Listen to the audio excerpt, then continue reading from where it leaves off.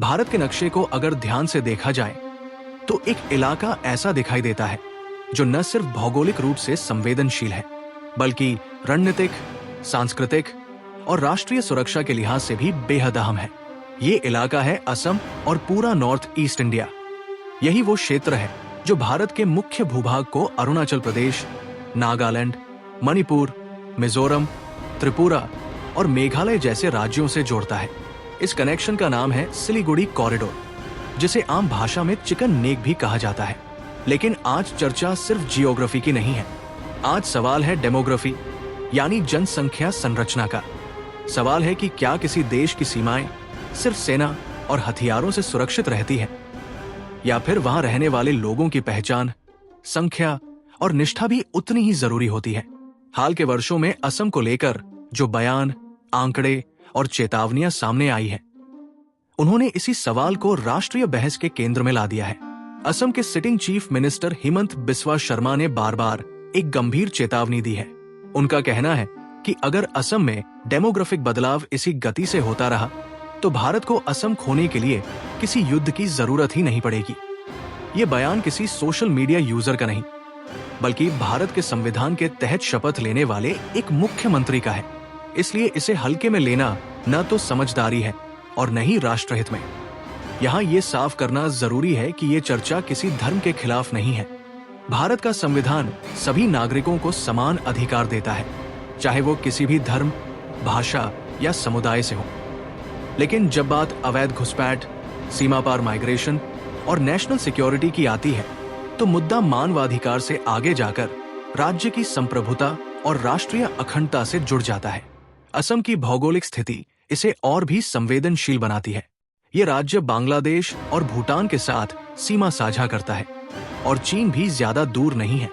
इतिहास गवाह है कि जहां भी सीमावर्ती इलाकों में डेमोग्राफी असंतुलित होती है, वहां अलगाववाद, बाहरी हस्तक्षेप और अस्थिरता की संभावना बढ़ जाती है। यही कारण है कि असम सिर्फ एक राज्य नहीं, बल्कि पूरे नॉर्थ ईस्ट इंडिया की लाइफलाइन है। अगर असम अस्थिर होता है तो उसका असर सिर्फ गुवाहाटी या बारपेटा तक सीमित नहीं रहेगा।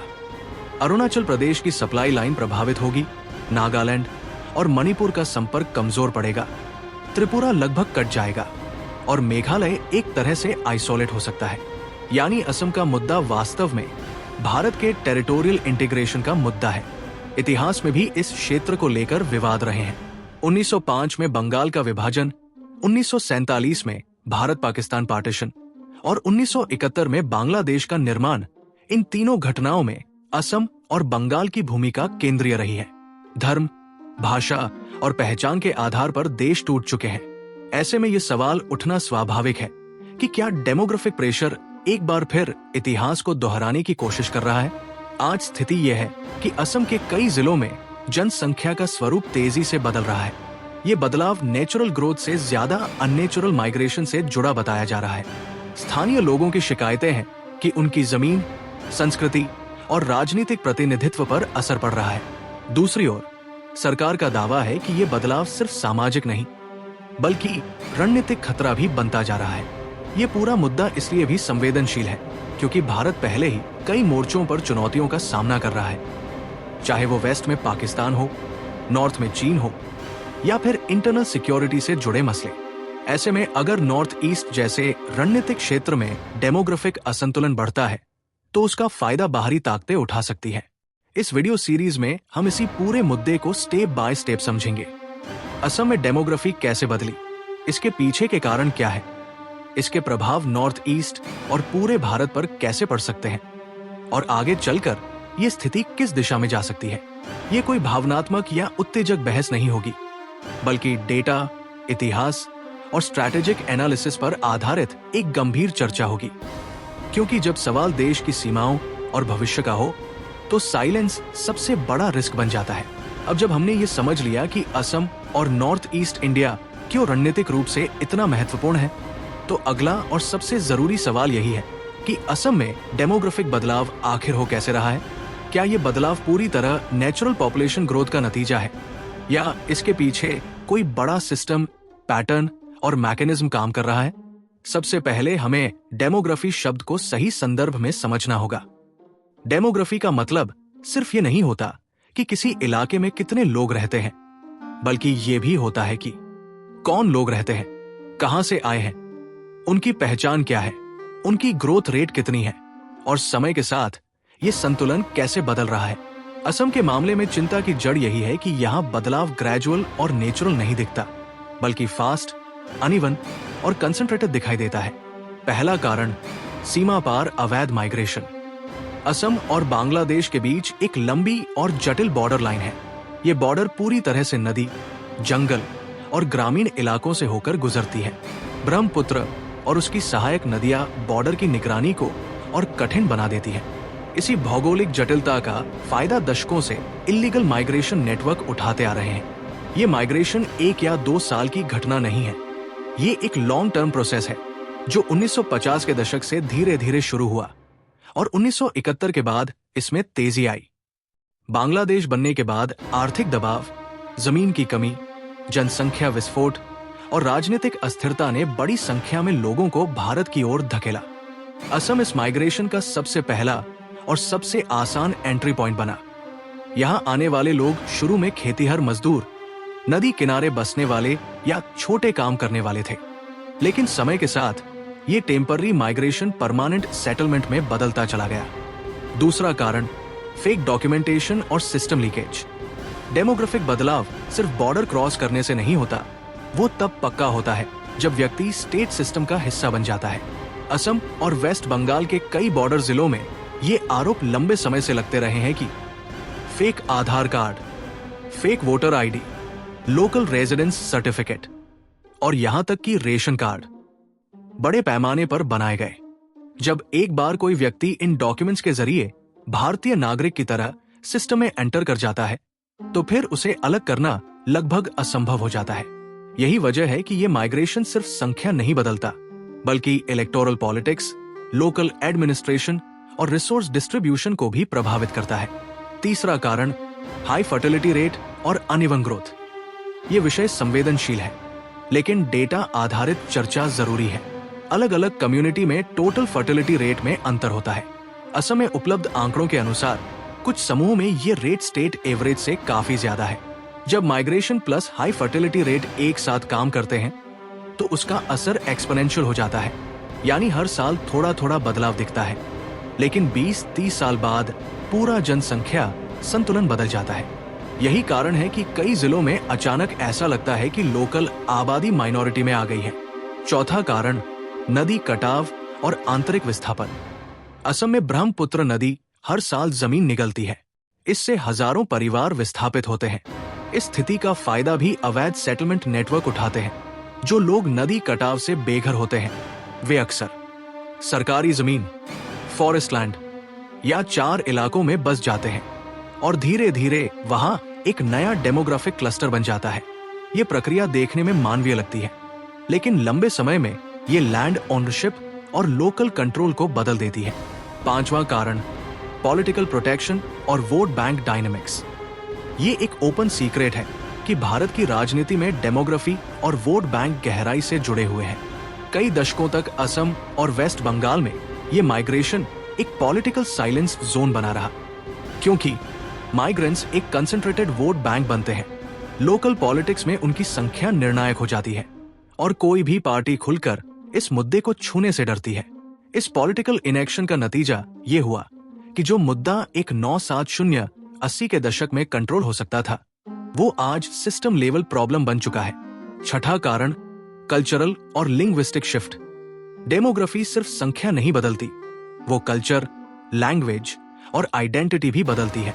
असम में कई इलाकों में लोकल असमी भाषा कमजोर पड़ रही है, लोकल ट्रेडिशनल स्ट्रक्चर बदल रहा है और नई पहचान उभर रही है। जब किसी क्षेत्र में लंबे समय तक लोकल आइडेंटिटी दबती है, तो वहां सोशल टेंशन पैदा होना स्वाभाविक है। यही टेंशन आगे चलकर लॉ एंड ऑर्डर, पलायन और अलगाव की भावना को जन्म देती है। पूरा सिस्टम कैसे काम करता है, अगर इस पूरे प्रोसेस को एक लाइन में समझें, तो ये कुछ इस तरह चलता है। Illegal entry, temporary settlement, fake document, permanent residence, high growth, political influence. ये कोई एक दिन में होने वाली चीज नहीं है, ये एक स्लो लेकिन कंसिस्टेंट प्रोसेस है और इसी वजह से ये सबसे ज्यादा खतरनाक भी है। अब तक हमने ये समझ लिया कि असम में डेमोग्राफिक बदलाव कैसे और किन सिस्टम्स के जरिए हो रहा है, लेकिन किसी भी बड़े बदलाव की असली गंभीरता तब सामने आती है जब उसके इम्पैक्ट को जमीन पर महसूस किया जाए। पार्ट 3 में हम यही देखेंगे कि इस बदलती डेमोग्राफी का असर लोकल समाज, राजनीति, सिक्योरिटी और भारत के भविष्य पर किस तरह पड़ रहा है। पहला प्रभाव, लोकल आबादी का विस्थापन और इनसिक्योरिटी। असम के कई जिलों में यह देखने को मिल रहा है कि मूल असमी समुदाय, चाहे वे हिंदू हों, ट्राइबल हों या मूल असमी मुस्लिम, धीरे धीरे अपने ही इलाकों में माइनॉरिटी फीलिंग में जाने लगे हैं। जब किसी इलाके में जमीन का कंट्रोल बदलता है, पंचायत और लोकल बॉडी में प्रतिनिधित्व बदलता है और सामाजिक नियम नए लोगों द्वारा तय होने लगते हैं, तो वहां रहने वाले मूल निवासियों में इनसिक्योरिटी पैदा होती है। इसका नतीजा ये होता है कि लोग दूसरे जिलों में पलायन करते हैं, शहरी इलाकों की ओर जाते हैं या फिर पूरी तरह राज्य छोड़ देते हैं। ये माइग्रेशन रिवर्स माइग्रेशन है, जो किसी भी समाज के लिए बेहद खतरनाक संकेत माना जाता है। दूसरा प्रभाव, लॉ एंड ऑर्डर और सोशल टेंशन। डेमोग्राफिक बदलाव अपने आप में समस्या नहीं होता, लेकिन जब वो फास्ट और अनबैलेंस्ड हो तो सोशल टेंशन पैदा होना तय है। असम में समय समय पर लोकल क्लैश, एनक्रोचमेंट को लेकर हिंसा और कम्युनिटी टेंशन देखने को मिलती रही है। यहां मुद्दा रिलीजन का नहीं, बल्कि रिसोर्स कंपटीशन का है। जमीन, पानी, जॉब्स और पॉलिटिकल पावर। जब सीमित संसाधनों पर अचानक आबादी का दबाव बढ़ता है तो टकराव होना स्वाभाविक है। तीसरा प्रभाव, इलेक्टोरल और पॉलिटिकल शिफ्ट। डेमोग्राफी का सबसे सीधा असर इलेक्शन रिजल्ट्स पर पड़ता है। असम के कई इलाकों में वोट बैंक का स्ट्रक्चर बदल चुका है। कैंडिडेट सिलेक्शन डेमोग्राफी के आधार पर होने लगा है और पॉलिसी डिसीजन भी उसी दिशा में झुकते दिखाई देते हैं। जब कोई सरकार ये महसूस करने लगे कि उसकी सत्ता किसी खास डेमोग्राफिक ब्लॉक पर निर्भर है, तो वो उस मुद्दे पर सख्त कदम उठाने से बचती है जो उसी ब्लॉक को नाराज कर सकता है। यही वजह है कि डेमोग्राफिक मुद्दा लंबे समय तक पॉलिटिकल नोगो एरिया बना रहा। चौथा प्रभाव, नॉर्थ ईस्ट इंडिया की स्ट्रैटेजिक सिक्योरिटी। ये सबसे गंभीर पहलू है। असम सिर्फ एक राज्य नहीं, बल्कि स्ट्रैटेजिक बफर जोन है। अगर असम में अलगाव की भावना बढ़ती है, लोकल सपोर्ट सिस्टम कमजोर होता है और बाहरी आइडियोलॉजी को जगह मिलती है, तो इसका सीधा फायदा भारत विरोधी ताकतों को मिल सकता है। इतिहास बताता है कि जहां भी बॉर्डर एरिया में लोकल सपोर्ट कमजोर हुआ है, वहां इंसर्जेंसी, स्मगलिंग नेटवर्क और टेरर लिंक मजबूत हुए हैं। असम में सिक्योरिटी एजेंसियों की चिंता यही है कि डेमोग्राफिक असंतुलन इंटरनल सिक्योरिटी रिस्क को बढ़ा सकता है। पांचवा प्रभाव, सिलीगुड़ी कॉरिडोर पर अप्रत्यक्ष दबाव। अगर असम अस्थिर होता है तो उसका असर सिलीगुड़ी कॉरिडोर पर भी पड़ेगा। ये कॉरिडोर पहले से ही जियोग्राफिकली नैरो है, मल्टीपल इंटरनेशनल बॉर्डर के पास है और स्ट्रैटेजिकली सेंसिटिव है। ऐसे में अगर नॉर्थ ईस्ट में लॉ एंड ऑर्डर बिगड़ता है या लोकल सपोर्ट कमजोर पड़ता है, तो ये कॉरिडोर भारत की सबसे बड़ी स्ट्रैटेजिक वल्नरेबिलिटी बन सकता है। छठा प्रभाव, कल्चरल आइडेंटिटी और सोशल फैब्रिक।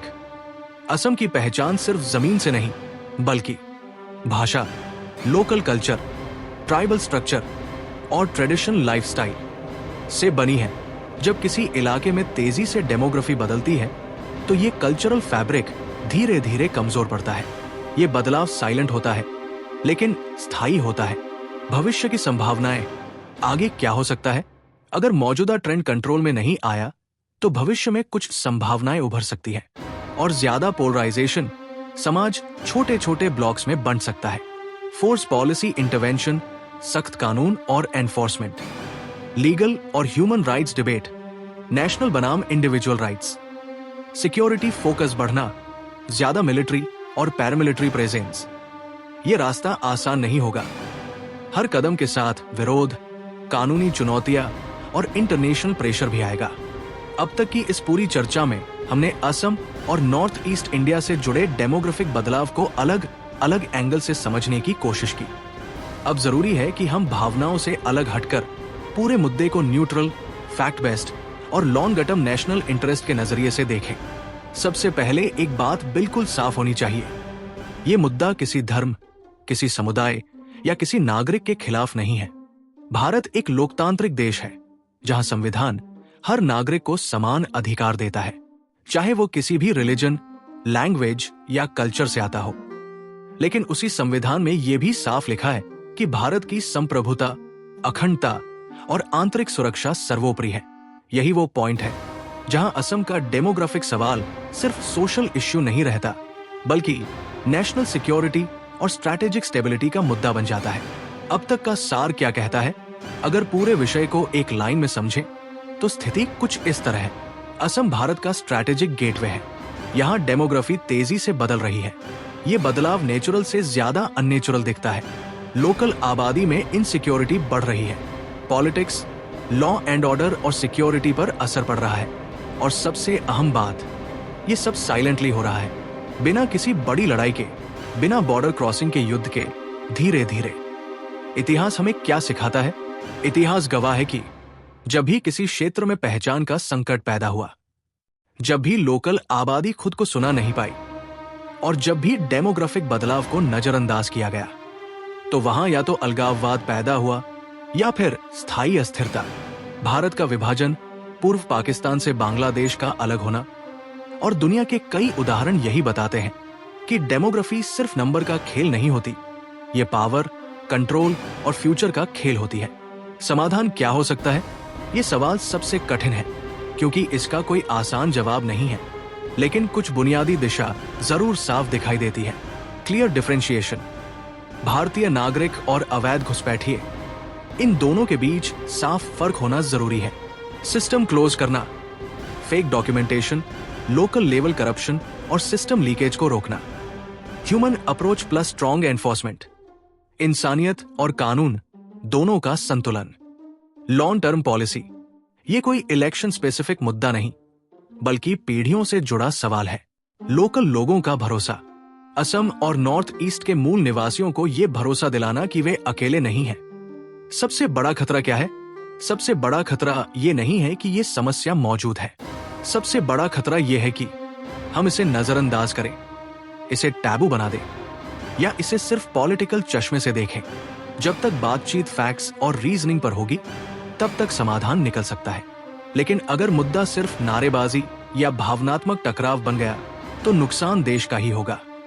निष्कर्ष, असम का सवाल आज असम तक सीमित नहीं है। ये सवाल है कि भारत अपने बॉर्डर स्टेट्स को कैसे देखता है, एक बोझ की तरह या एक स्ट्रैटेजिक एसेट की तरह। ये तय करना हमारी जिम्मेदारी है कि हम इतिहास से सीखेंगे या उसे दोहराएंगे। ऑडियंस क्वेश्चन, आपके अनुसार असम और नॉर्थ ईस्ट में डेमोग्राफिक बदलाव को लेकर सबसे सही और बैलेंस्ड अप्रोच क्या होनी चाहिए? अपनी राय कमेंट्स में जरूर लिखें। अगर आपको ये एनालिसिस जानकारीपूर्ण लगी हो तो लाइक करें, शेयर करें और सब्सक्राइब करना न भूलें।